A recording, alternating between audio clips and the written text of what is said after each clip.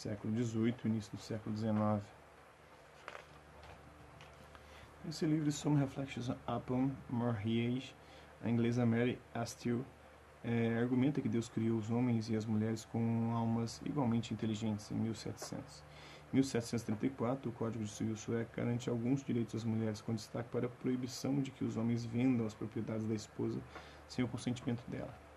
Anos 1750, na Grã-Bretanha, é formada a Blue Stockings Society, um grupo informal de discussão para intelectuais mulheres e homens convidados. Em 1765, forma-se o Filhas da Liberdade no Zéu, grupo político para protestar contra direitos de importação e para apoiar a independência das colônias americanas da Grã-Bretanha. Em 1790, Judith Sargent Murray, ativista americana pelos direitos das mulheres, afirma em seu ensaio sobre a igualdade do sexo que as mulheres são tão inteligentes quanto os homens. Em 1791, em A Declaração dos Direitos das Mulheres e das Cidadãs, a ativista política francesa Olympe de Gouges argumenta que as mulheres deviam ter os mesmos direitos que os homens como cidadãs. Em 1792, em A Reivindicação dos Direitos das Mulheres, a escritora britânica Mary Wollstonecraft argumenta que as mulheres devem ter direito ao ensino.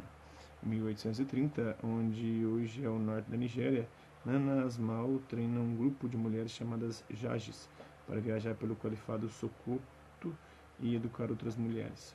Em 1832, na França, Suzanne Voyoukin se torna editora do primeiro jornal feminista para a classe trabalhadora, o Tribune des Femmes.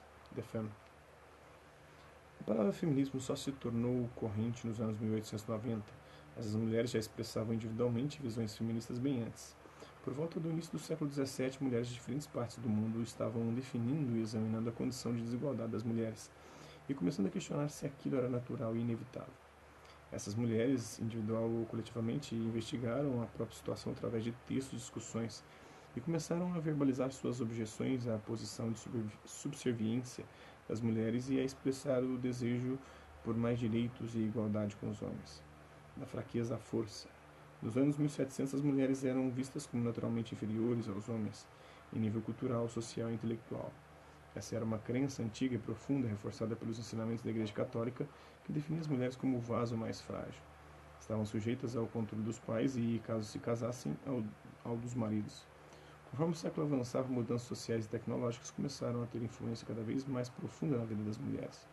O crescimento da indústria e do comércio criou uma ambiciosa classe média emergente, na qual os papéis sociais eram agudamente definidos pelo gênero. A esfera pública do trabalho e da política era vista como unicamente masculina, enquanto das mulheres esperava-se que permanecessem na esfera privada do lar. Uma distinção que se tornou cada vez mais arraigada. A tecnologia também transformou a indústria da impressão, levando a um grande aumento da publicação de jornais, panfletos, romances e poesia, espalhando informação e novas ideias. Isso tudo foi absorvido por mulheres cultas e privilegiadas, e algumas delas, apesar das restrições sociais, passaram a escrever expressando visões feministas por meio da palavra impressa. Alguns dos primeiros textos feministas surgem na Suécia em meados do século XVIII.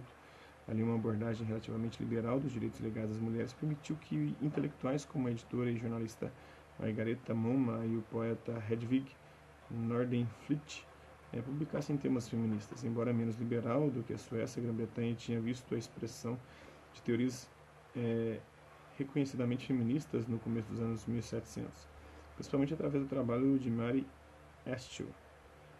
Ao argumentar que Deus tinha feito as mulheres exatamente tão racionais quanto os homens, Astell teve a ousadia de declarar que o papel socialmente inferior das mulheres não era nem determinado por Deus nem inevitável. Por volta de 1750, na Grã-Bretanha e em outros países europeus, grupos de intelectuais mulheres começaram a se reunir em salões literários. Nessas reuniões, as mulheres debatiam literatura e compartilhavam ideias, abrindo espaço para a experiência feminina, para a comunicação e para o encorajamento de mulheres escritoras e pensadoras. Novas ideias e revolução. Na Europa e nos Estados Unidos, especificamente, 2 eventos políticos, culturais e intelectuais ajudaram a estimular o crescimento e a expansão do feminismo: o Iluminismo e as revoluções norte-americanas e francesas. Filósofos do Iluminismo, como os franceses Jean-Jacques Rousseau e Denis Diderot, desafiaram a tirania de sociedades baseadas em privilégios herdados de reis, nobres e igrejas. Eles argumentavam a favor da liberdade, da igualdade e dos direitos do homem, o que, particularmente para Rousseau, excluía as mulheres.